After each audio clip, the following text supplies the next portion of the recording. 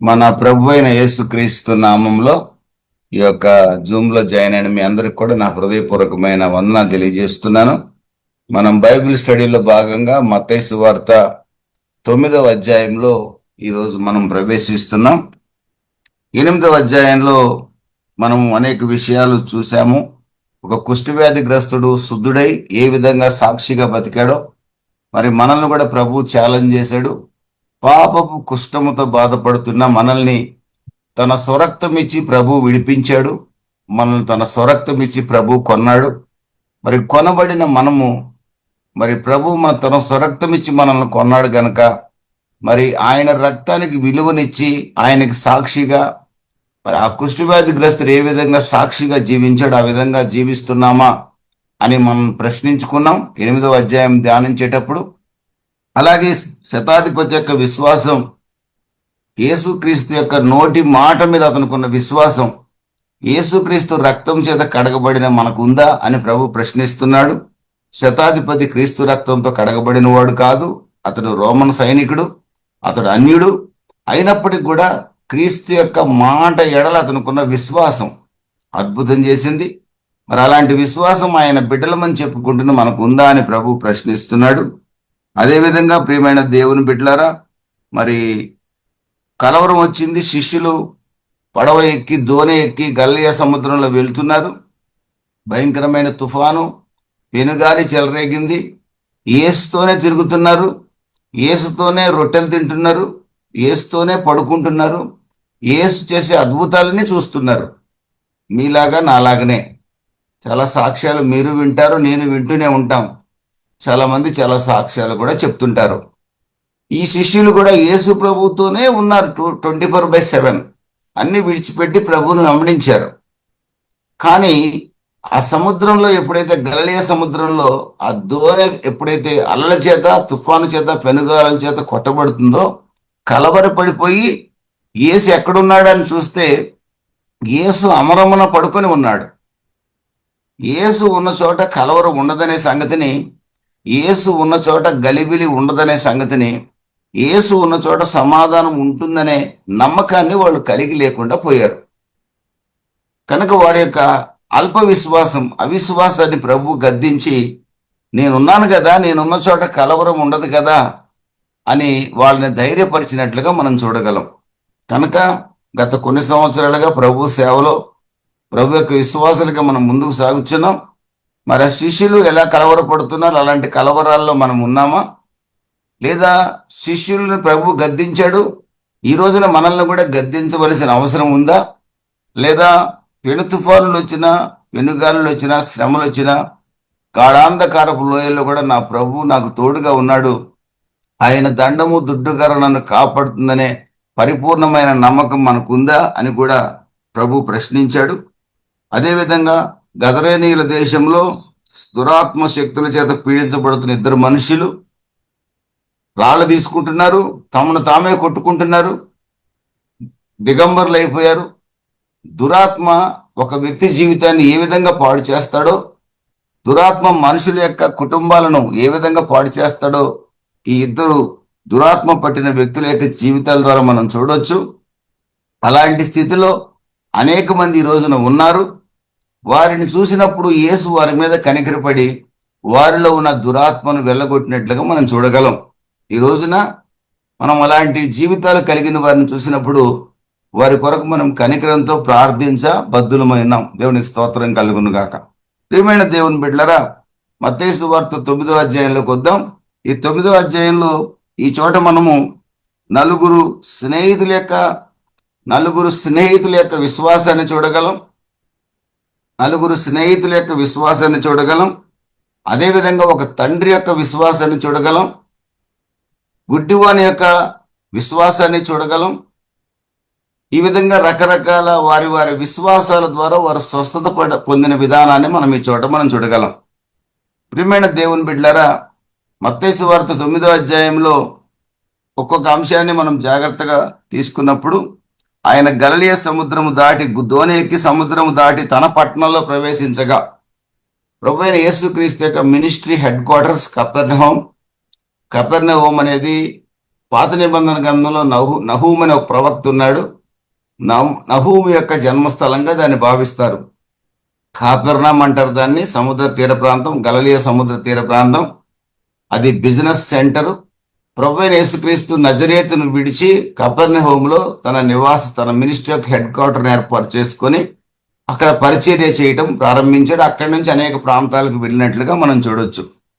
ఈ చోట మనం మొదటి ఇన్సిడెంట్లో చూసినట్లయితే 9వ అధ్యాయంలో, తరువాత ఆయన దోణి ఎక్కి సముద్రము దాటి తన పట్టణంలో ప్రవేశింపగా, ఇదిగో జనులు పక్షవాయువుతో మంచం పట్టి ఉన్న ఒకరిని ఆయన వద్దకు తీసుకుని వచ్చి, యేసు వారి విశ్వాసం చూసి, కుమారుడా ధైర్యంగా ఉండుము, నీ పాపములు క్షమించబడి ఉన్నని పక్షవాయువు గలవానితో చెప్పెను. అందులో కొంతమంది శాస్త్రులు, ఈయన పాపాలు క్షమిస్తున్నాడు ఏంటి, పాపాలు క్షమించే అధికారం దేవునికే కదా ఉన్నది, ఇతనెవరు క్షమించటానికి అన్నట్లుగా చూశారు. ప్రభువైన యేసుక్రీస్తు పాపాలు క్షమించబడినవని చెప్పిన వెంటనే నీ పరుపునెత్తుకొని నడవమని చెప్పినప్పుడు వాడు లేచి నడిచాడు. ఈ చోట ప్రభు అతని యొక్క జీవితంలో 2 కార్యాలు చేశాడు. మొట్టమొదటిగా అతని పాపాలు క్షమించాడు, రెండవదిగా అతన్ని స్వస్థపరిచినట్లుగా మనం చూడగలం. ఇదే సంభవాన్ని మనం ప్రియమైన దేవుని బిడ్డలారా మార్కు సువార్త 2వ అధ్యాయంలో చూడగలము, లూకా సువార్త 5వ అధ్యాయంలో కూడా చూడగలం. ఈ 2 సందర్భాల్లో కూడా మనం చూసినట్లయితే అక్కడ రాయబడింది, మంచం పట్టుకొని వచ్చారు 4 స్నేహితులు. యేసు ప్రభు ఉన్న చోట అక్కడ స్థలము లేనందున వారు పైకప్పు విప్పి ఆ మంచాన్ని యేసు ప్రభు ముందుకు దింపినట్లుగా మనం మిగిలిన సువార్థికులు రాస్తున్నారు. మిగిలిన సువార్థికులు తమ స్నేహితుల్లో ఒకడు పక్షవాయువుతో బాధపడుచుండగా చూడలేక ప్రభువైన యేసుక్రీస్తు స్వస్థపరుస్తాడనే విశ్వాసాన్ని వారు కలిగి ఉండి, ఆ మంచం మీద పడున్నోడికి ఏ విశ్వాసం లేదు, అతడు పక్షవాయువుతో బాధపడుతున్నాడు, అతనికి ప్రభు మీద ఎలాంటి విశ్వాసం కూడా లేదు. కానీ 4 స్నేహితులు, వారికి ఎంత విశ్వాసం అంటే, స్థలము లేదు గనక మనకెందుకులే, వీడి కర్మకు వీడిని వదిలేద్దామని వెళ్ళిపోలా. వారు ఏం చేశారంటే, యేసు ప్రభు ఉన్న ఇంటి యొక్క ఆ పైకప్పు విప్పి ఆ మంచమును ప్రభు అయిన యేసుక్రీస్తు కూర్చున్న దగ్గరికి దింపినట్లుగా మనం చూడగలం. ఒక్కసారిగా ప్రభు పైకి చూశాడు. ఆ 4 స్నేహితుల యొక్క ముఖాల్లో తన మీద వారికి ఉన్న విశ్వాసాన్ని ప్రభు గమనించాడు. ఈ రోజున ఇక్కడ ప్రభు మనతో మాట్లాడాలనుకున్న మాట ఏంటంటే, చాలా మంది మన బంధువులు, మన స్నేహితులు రకరకాల ఇబ్బందులు పడేవాళ్ళు, రకరకాల చెడు అలవాట్లు ఉన్న వాళ్ళు ఉంటారు.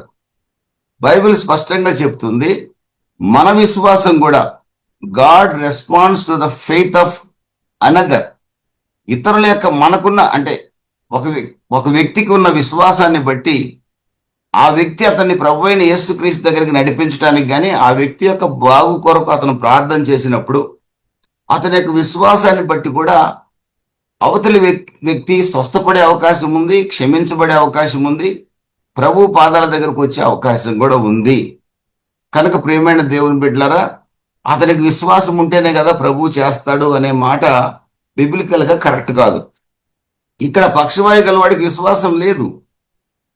అసలు వాడు ఆ నిర్లిప్తతో పడుకొని ఉన్నాడు. వాడిని ఎక్కడికి మోసుకుపోతున్నారో తెలియదు. 4 స్నేహితులు విశ్వాసంతో మోసుకొని వచ్చి ప్రభు పాదాల దగ్గర దింపారు. ప్రియమైన దేవుని బిడ్డలారా, వారి విశ్వాసాన్ని చూచి, అక్కడ రాయబడింది కూడా మాట, వారి విశ్వాసాన్ని చూచి, 9వ అధ్యాయం 2వ వాక్యంలో, వారి విశ్వాసము చూచి, కుమారుడా ధైర్యముగా ఉండుము, నీ పాపములు క్షమించబడి ఉన్నవని పక్షవాయువు గలవానితో చెప్పెను. ప్రియమైన దేవుని బిడ్డలారా, మన విశ్వాసం ఇతరులను బాగు చేస్తుంది. బాగు చేయబడిన తర్వాత మరలా అతనికి మనము, నాయన మరలా ఎల్లు, మళ్ళీ పాపం చేస్తా ఉండు, నీ కొరకు నేను ప్రార్థన చేస్తుంటాను అనే హక్కు మనకు లేదు. మనం ప్రభు దగ్గరికి నడిపించిన తర్వాత, అతను స్వస్థుడైన తర్వాత, లేదా అతను సమాధానం కలిగి పొందిన తర్వాత, అతను పోగొట్టుకున్న ఆశీర్వాదాలు పొందిన తర్వాత మన బాధ్యత ఏంటంటే, అతనిని మరువక విడువక అతన్ని వెంబడిస్తూ ఏ రకంగానైనా అతనికి ప్రభు యొక్క రక్షణ సువార్త, ప్రభు యొక్క త్యాగాన్ని పరిచయం చేయాల్సిన బాధ్యత మన మీద ఉంది. అంతేగాని మీరు భక్తులు కదా, మీరు ప్రార్థన చేస్తే మాకు మేలు జరుగుతుందని చాలా మంది అంటారు.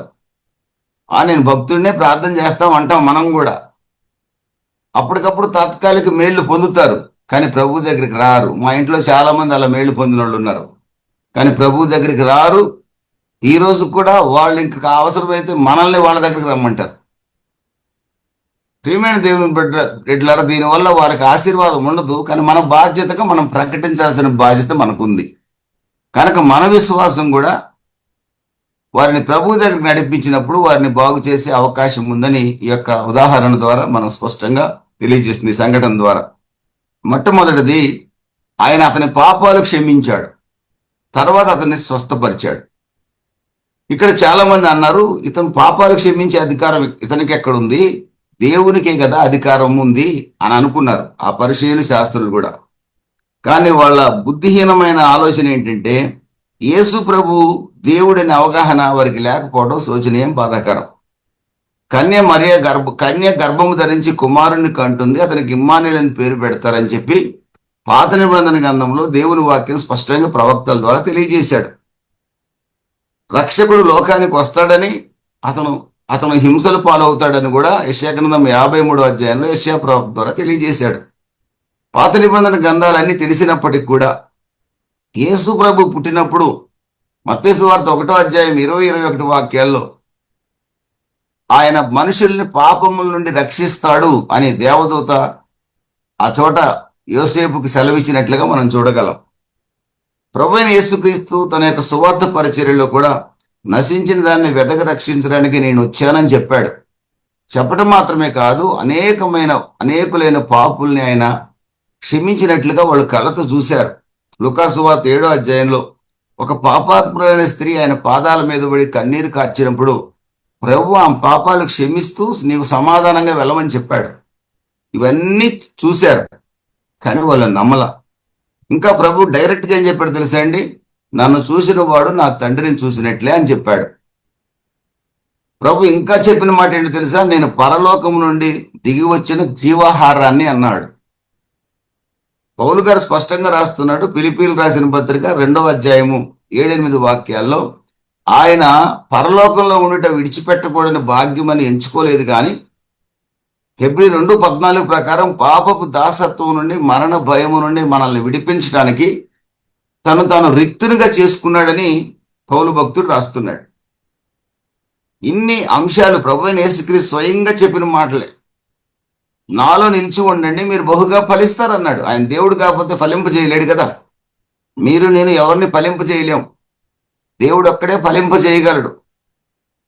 నా ద్వారానే సమస్తము కలిగేది ప్రభు స్పష్టంగా చెప్తున్నాడు. కృపాసత్య సంపూర్ణుడిగా నేను భూమి మీదకి వచ్చానని ప్రభు చెప్తున్నాడు. కానీ ఆ మాటలన్నీ కూడా పెడచెవిన పెట్టారు.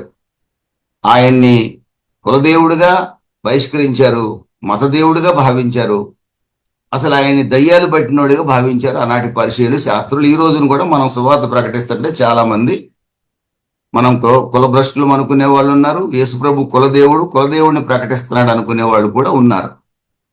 మొట్టమొదటిగా ప్రభు చేసింది ఏంటంటే ఇతని పాపాన్ని క్షమించాడు. అయితే చాలా మంది దీన్ని బట్టి ఏమనుకుంటున్నారంటే, ఇతను పాపాలు చేశాడు కనుక ఇతను రోగం వచ్చింది అనుకుంటున్నారు. చాలా మంది ఆ రకంగా బోధించే వాళ్ళు ఉన్నారు. ఇప్పటికీ ఒక సేవకుడికి, నాకు తెలిసిన ఒక సేవకుడికి 75 ఏళ్ళు వచ్చినాయి. ఇప్పుడు కూడా అతని నోటి నుంచి వచ్చే మాట ఏంటి తెలుసా, అతను పాపం చేశాడు కాబట్టి అతనికి రోగం వచ్చింది అంటాడు. అది చాలా తప్పు. బైబిల్ అలా లేదు, కానీ బుద్ధిహీనత అది. యోబు ఉన్నాడు, భక్తుడైన యోబు, యథార్థవంతుడు, నీతిపరుడు, నిందారహితుడు. తన తరంలో అలాంటి నమ్మకస్తుడు ఎవడు లేడు. కానీ అతను భయంకరమైన వ్యాధి సంప్రాప్తమైంది. అక్కడ యోబు పాపం వల్ల వచ్చింది ఆ వ్యాధిని ఎక్కడా బైబిల్లో రాసిలేదు. దేవుని మహిమ ప్రత్యక్షపరచబట్టు కొరకే ఆ వ్యాధి వచ్చింది. రెట్టింపు ఆశీర్వాదాలు యోబు అనుభవించాలనే ఆ వ్యాధి వచ్చింది. దేవునికి స్తోత్రం కలుగును గాక. ఒక శ్రమ గుండా మనం వెళ్తున్నామంటే గొప్ప ఆశీర్వాదాలు మన కొరకు ఎదురు చూస్తున్నాయన్న సంగతి క్రైస్తవుడు గుర్తుపెట్టుకోగలగాలి.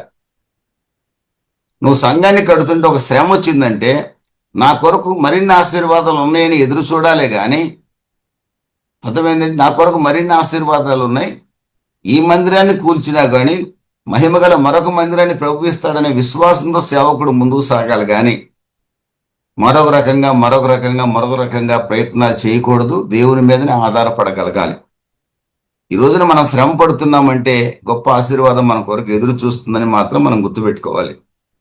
యోహాను సువార్త 9వ అధ్యాయంలో పుట్టుగుడ్డి వాడిని ప్రభువుకు చూపించి ఇతని పాపమా, ఇతని తల్లిదండ్రుల పాపమా అన్నారు. ఇతని పాపం కాదు, ఇతని తల్లిదండ్రుల పాపం కాదు. దేవుని మహిమ ప్రత్యక్షపరచబట్టు కొరకే ఇతను గుడ్డివాడిగా పుట్టాడు అన్నాడు. అతన్ని స్వస్థపరిచాడు ప్రభు. కాబట్టి పాపం వల్లే రోగం వస్తుందనే తప్పుడు అభిప్రాయం. పాపం వల్ల రోగం ఒక్కొక్కసారి వస్తుంది. బాగా తాగామనుకోండి, లివర్ చెడిపోద్ది. మా నాన్నని సిగరెట్లు మానేయమనేవాడిని నేను. మా నాన్న ఏం చెప్పాడో తెలుసా? వాడు సిగరెట్ తాగడు, బీడీ తాగడు, చుట్ట తాగడు, వాడికి క్యాన్సర్ వచ్చింది చూడరా అనేవాడు నన్ను. ఇక నేనేం సమాధానం చెప్పగలిగేవాడిని కదా ఆ రోజుల్లో నేను యేసుప్రభు నమ్ముకోని రోజుల్లో సంగతి ఇది. మా నాన్న ఆ విధంగా పొగ తాగడం నాకు ఇష్టంలే. చెప్తే సిగరెట్ చుట్ట బీడీ తాగనోడు కూడా క్యాన్సర్ వచ్చిందిరా, పలానోడు పలానా ఇంటి పేరోడు భలే నీతిమంతుడు కదా, వాడికి ఎట్టొచ్చింది అనేవాడు. హిందువుల్లో ఒక వ్యక్తిని గురించే. ఆయనకేం సమాధానం చెప్పగలిగేవాడిని కాదు. అలాగని అందరికీ క్యాన్సర్ వస్తుందని కాదు అర్థం. కాబట్టి కారణం పాపమే అనే తప్పు. మనం ఎక్కడ జీవిస్తున్నామంటే we're living in the fallen world.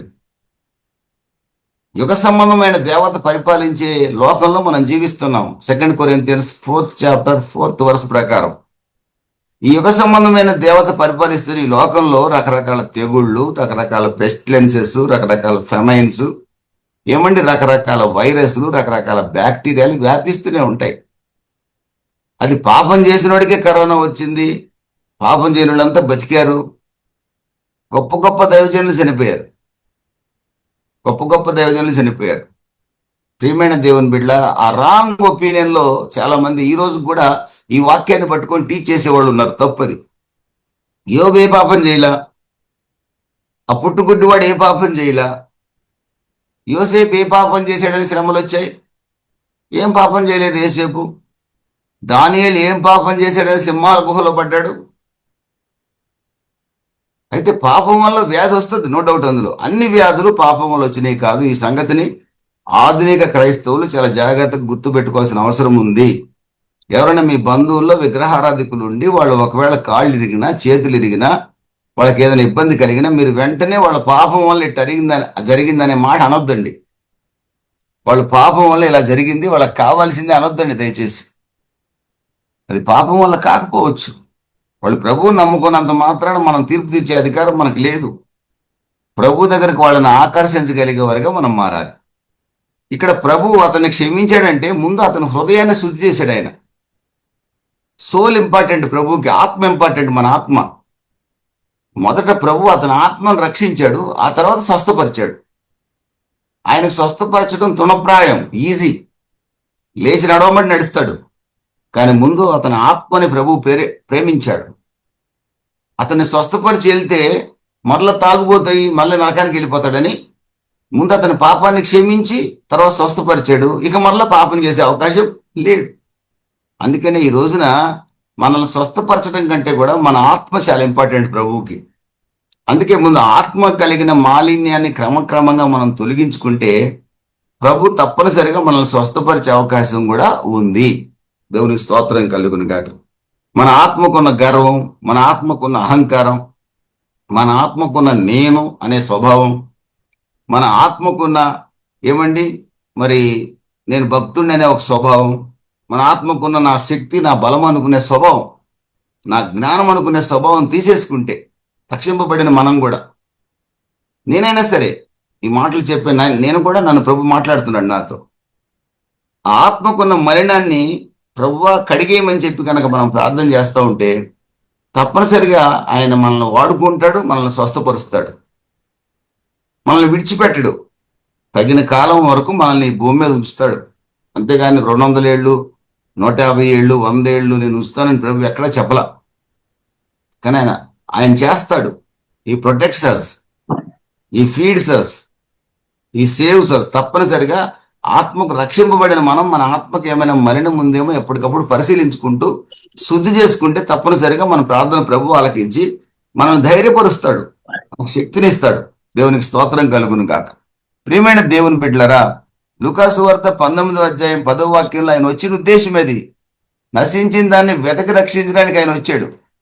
ఆ సంగతి తెలుసుకోకుండా ఈయనెవరు క్షమించేది అన్నట్టుగా మాట్లాడుతున్నారు. మత్తయి సువార్త 1వ అధ్యాయం మీకు ఇంతకుముందు చెప్పాను కదండి, ఆయన వచ్చింది పాపుల్ని క్షమించడం కొరకే. ఆయన వచ్చింది అందుకు. దాన్ని వాళ్ళు గుర్తించలేకపోయారు. ప్రభు వాళ్ళ యొక్క అజ్ఞానానికి నవ్వుకున్నాడు, అంతే. ఏం చేయగలడు? ఈ రోజున మన ఆత్మ అంటే చాలా ఇష్టం ఆయనకి. మన ఆత్మకి మలినం లేకుండా చూసుకోవాల్సిన బాధ్యత మనది. ఎవరి మీద వ్యసన పట్టం కానీ, ఎవరి మీద విరోధ భావం కలిగి ఉండటం కానీ, ఒకరి మీద పగ కలిగి ఉండటం కానీ, కోపము, ద్వేషము, ఇవన్నీ కూడా ఆత్మకు పట్టిన మలినాలండి. శరీర కార్యాలన్నీ ఆత్మకు పట్టిన మలినాలు. మార్కు సువార్త 7వ అధ్యాయం 21వ వాక్యంలో 13 రకాల మలినాలు ఉన్నాయి. ఆ మలినాల్లో జారత్వం, ఆ మలినాల్లో దొంగతనం, ఆ మలినాల్లో నరహత్య, ఇవన్నీ కూడా ఫిల్తీ ర్యాగ్స్ అన్నమాట. ఇవన్నీ కూడా మురికి గుడ్డలు. ఇవన్నీ కూడా ఈ మురికంతా ఆత్మకు అంటుంటది. రక్షణ పొందిన వాళ్ళకి ఆత్మకు కూడా ఆ మురికి ఉంటుంది. నేను రక్షించబడిన తర్వాత కొంత మురికి ఇంకా నాలో ఉండింది. ఒక్కొక్క మురికిని నా ప్రభువుని ప్రార్థించి ఏడ్చి ఆయన సన్నిధిలో కడుక్కుంటూ వస్తున్నా. ఈ రోజు కూడా కడుక్కుంటూ వస్తున్నా. ఇది చాలా ఇంపార్టెంట్ అండి. ఆత్మకి మలినం లేకుండా చాలా జాగ్రత్తగా చూసుకోవాలి. ఎప్పటిదాకంటే మనం ఈ లోకాన్ని విడిచే వరకు కూడా. మొదట అతని ఆత్మను క్షమించాడు. రెండవదిగా వెంటనే నీ పరుపెత్తుకొని లేచి నడవమంటేనే క్షణమాత్రంలో అతడు లేచి నడిచాడు. దేవునికి స్తోత్రం కలుగును గాక. ప్రియమైన దేవుని బిడ్డలారా, మన దేవుడు ఎంత మంచి దేవుడు అంటే, ఆయన కృంగిపోతున్న వారిని, ఏమని అణిగిపోతున్న వారిని, అణగదొక్కబడుతున్న వారిని, రోగాలతో పీడింపబడుతున్న వారి మీద ఏమంటే ఆయనకు బహు కనికరం కలిగిన దేవుడు అండి. నాయని విధవరాలను చూశాడండి. ఆమె కుమారుడు చనిపోయిన ఆమె కుమారుని చూశాడండి. ఆమె మీద కనికర పడ్డాడండి. మీ మీద నా మీద కూడా ఆయన కనికర పడాలని ఆశపడుచున్నాడు. దేవునికి స్తోత్రం కలుగును గాక. ప్రియమైన దేవుని బిడ్డలరా, ఆ నలుగురు స్నేహితులు విశ్వాసం, వాళ్ళకి నమ్మకం ఉంది. ఇతడు కీర్తనల గ్రంథం 9వ అధ్యాయం 9-10 వాక్యాలు మీరు తర్వాత చదువుకుంటే, ఆ నలుగురు కూడా ఇశ్రాయేలు దేవుని మీద పరిపూర్ణ నమ్మకం కలిగి ఉన్నారు. ఆయన అప్రెస్డ్ పీపుల్ని విడిపిస్తాడని నమ్మకం వాళ్ళకుంది. అందుకే తెచ్చారు అక్కడికి. ఆయన విడిపించాడు. ఇర్మియా గ్రంథం 17వ అధ్యాయం 7-8 వాక్యాలు కూడా మీ తదుపరి ఒకసారి చూసుకున్నట్లయితే, ఆయన యందు పరిపూర్ణమైన నమ్మకం గనక మనం ఉంచితే, మన కుటుంబ పక్షంగా, మన కుటుంబంలో ఎవరు రక్షణ పొందకపోయినా, మన విశ్వాసం ఖచ్చితంగా వారి రక్షణలోకి నడిపించే అవకాశం ఉంది. 100% జరుగుద్దని నేను చెప్పను. ఇక్కడ జరిగింది, అన్ని సందర్భాల్లో జరుగుద్దని నేను చెప్పను, కానీ అవకాశం ఉంది. జార్జ్ ముల్లర్ తన స్నేహితుడి కొరకు 60 years ప్రార్థన చేశాడు. He prayed for 60 years. 60 సంవత్సరాలు ప్రార్థన చేశాడు. జార్జ్ ముల్లర్ మరణించాక అతని స్నేహితుడు రక్షణ పొందాడు. ఒక సండే స్కూల్ టీచరు తన స్టూడెంట్కి రక్షణలోకి నడిపించాలని ప్రయత్నం చేసింది. వాడు ఎంత రక్షణలోకి నడిపించాలనుకుంటున్నాడో అంత పెద్ద దొంగ అయ్యాడు వాడు. ఆ సండే స్కూల్ టీచర్ చనిపోయింది. ఒక రోజున వాడు గజ దొంగని పోలీసులు తరుముతుంటే ఆ సమాధుల్లోకి పరిగెత్తి ఒక సమాధి మీద కూర్చున్నాడు.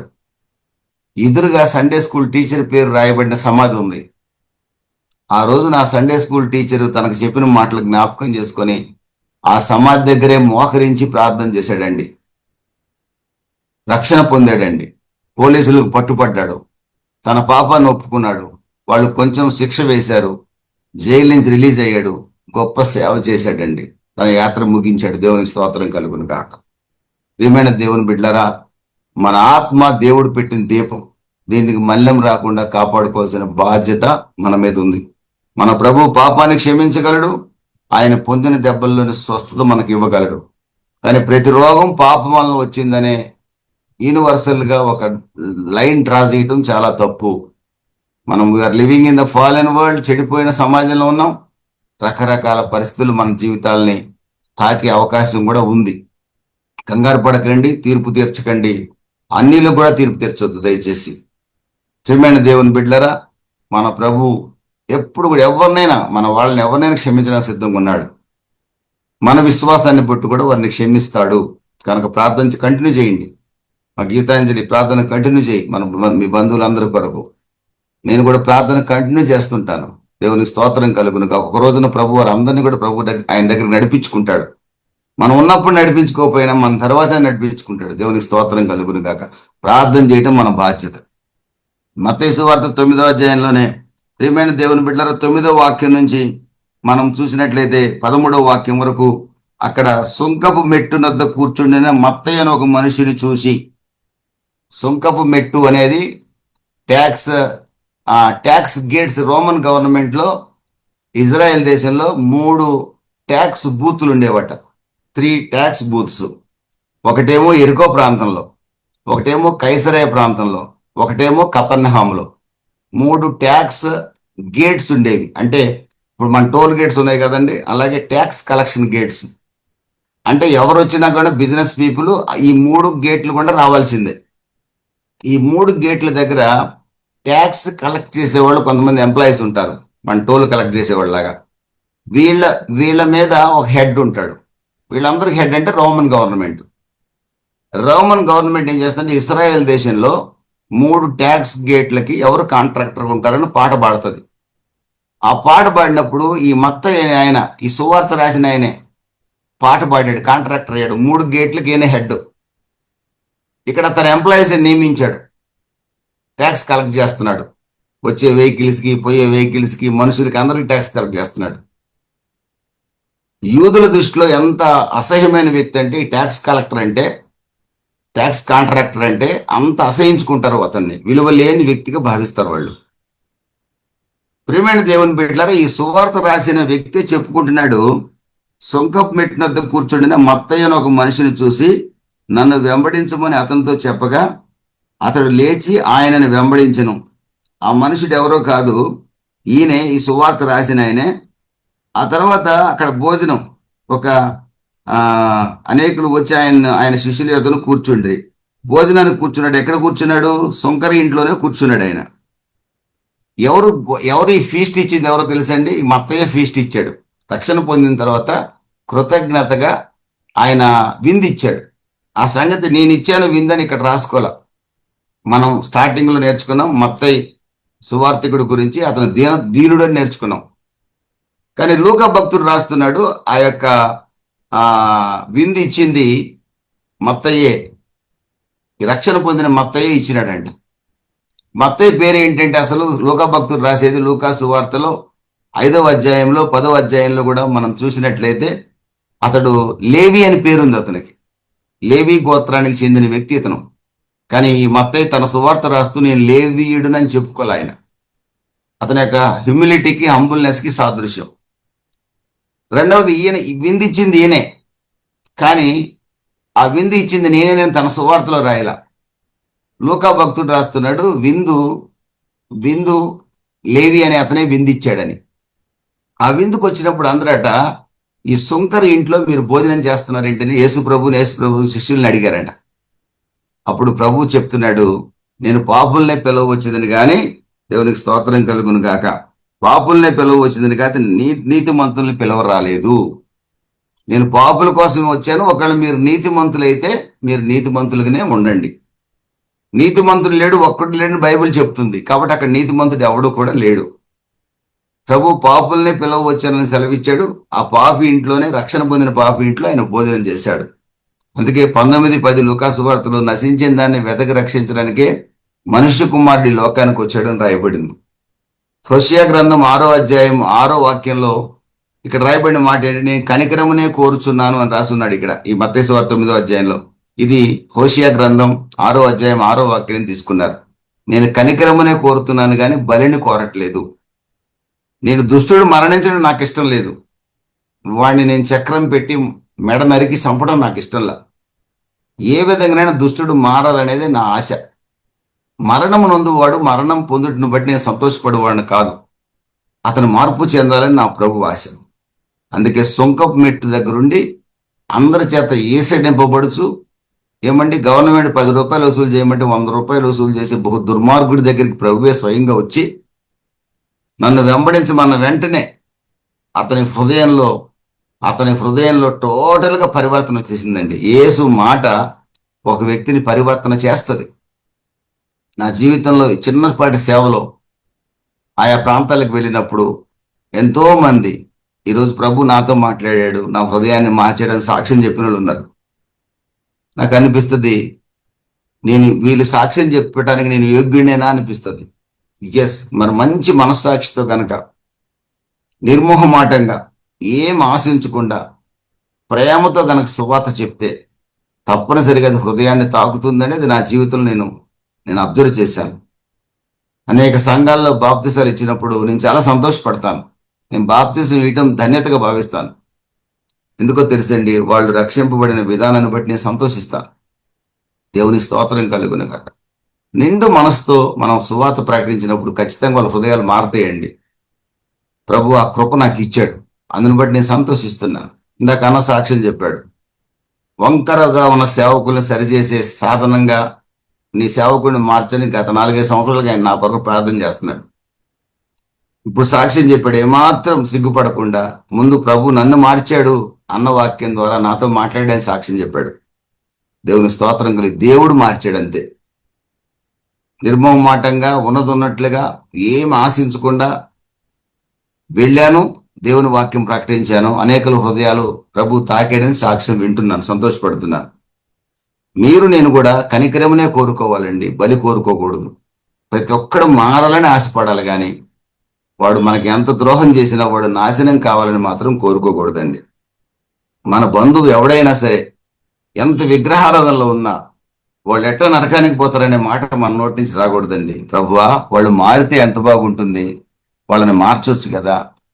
మత్తయి అనే ఒక సుంకరిని ఒక రకంగా దుర్మార్గుడిగా పోలుస్తారు వాళ్ళు. అలాంటి వ్యక్తిని ప్రభు నన్ను వెంబడించమన్నంలోనే, ఫాలో మీ అనంలోనే అతని హృదయంలో అంత గొప్ప పరివర్తన చేశావు కదా. ఇదిగో నా బంధువు ఉన్నాడు, మా అన్న, మా తమ్ముడు, మా చెల్లెళ్ళు, మా బావ, మా అక్క, వాళ్ళ హృదయంలో అలాంటి పరివర్తన చేయి ప్రభువా అని ప్రార్థన చేయగలగాలండి మనం. ఆ ప్రార్థన యథార్థంగా ఉండాలండి. వాడు మారితే నాకు కాంపిటీషన్ అనుకోకూడదు మనం.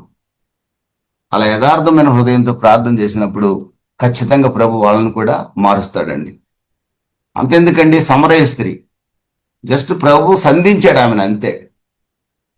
ఆయన ప్రభు కాబట్టి సంధించి ఒకే ఒక మాట మాట్లాడాడు.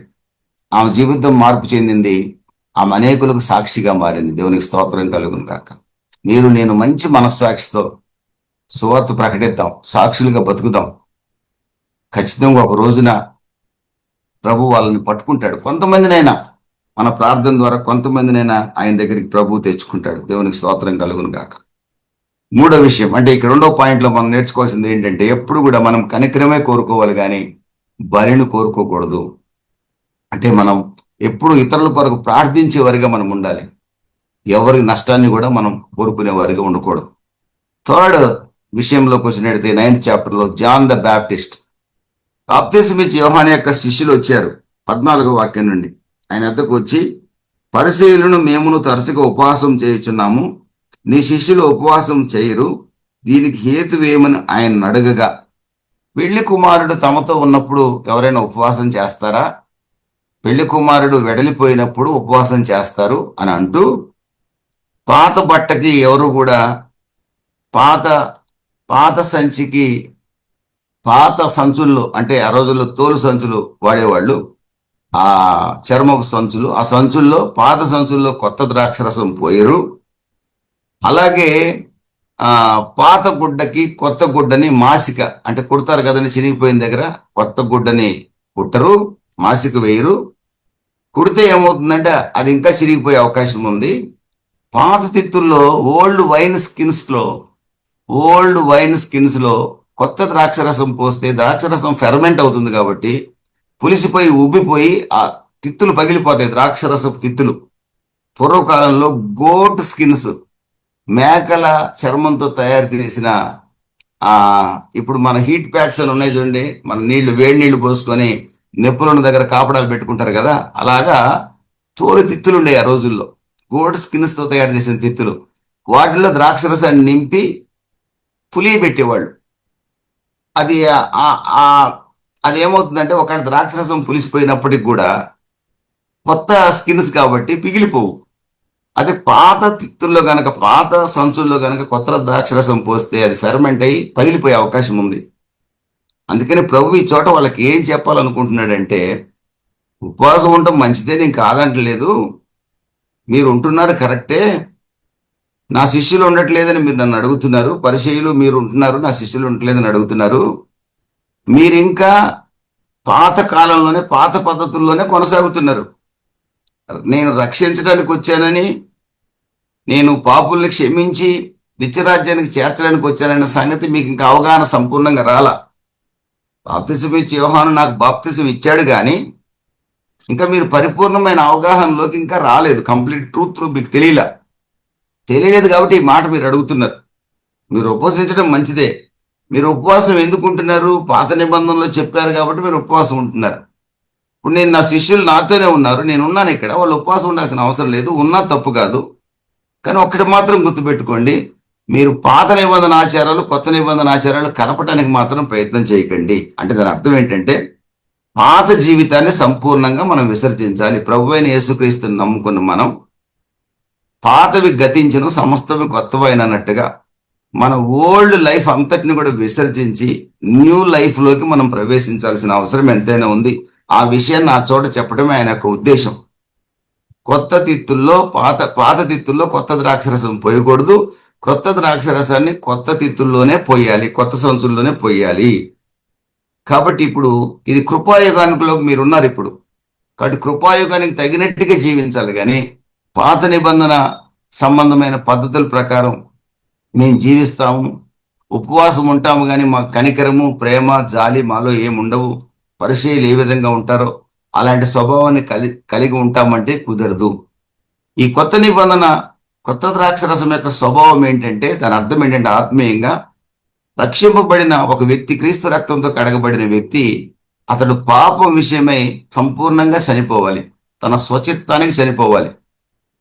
మనం సెల్ఫ్కి చనిపోయే వారంగా మనం ఉండాలి.